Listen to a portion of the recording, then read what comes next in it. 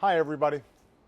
This week, because Democrats and responsible Republicans came together, the government was reopened and the threat of default was removed from our economy. There's been a lot of discussion lately of the politics of this shutdown, but the truth is there were no winners in this.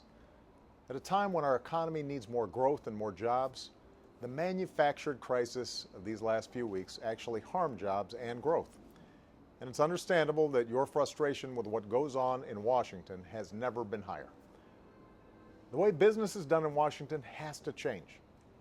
Now that these clouds of crisis and uncertainty have lifted, we need to focus on what the majority of Americans sent us here to do: grow the economy, create good jobs, strengthen the middle class, lay the foundation for broad-based prosperity, and get our fiscal house in order for the long haul.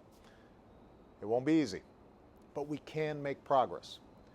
Specifically, there are 3 places where I believe that Democrats and Republicans can work together right away.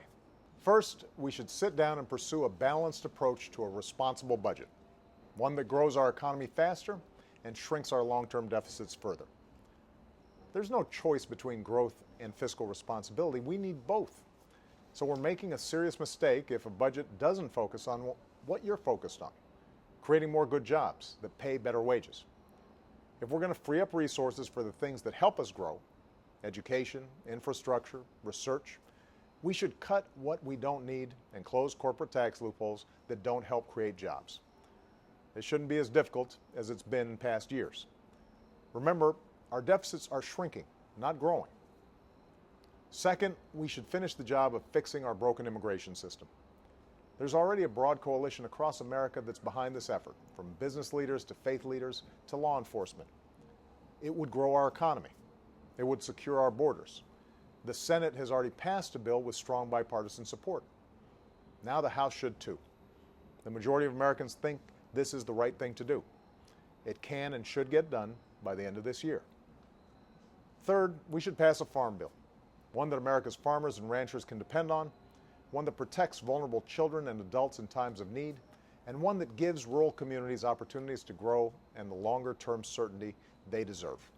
We won't suddenly agree on everything now that the cloud of crisis has passed, but we shouldn't hold back on places where we do agree, just because we don't think it's good politics, or just because the extremes in our parties don't like compromise. I'll look for willing partners from either party to get important work done. There's no good reason why we can't govern responsibly without lurching from manufactured crisis to manufactured crisis. Because that isn't governing. It's just hurting the people we were sent here to serve. Those of us who have the privilege to serve this country have an obligation to do our job the best we can. We come from different parties, but we're Americans first, and our obligations to you must compel all of us, Democrats and Republicans, to cooperate and compromise and act in the best interests of this country that we love. Thanks, everybody, and have a great weekend.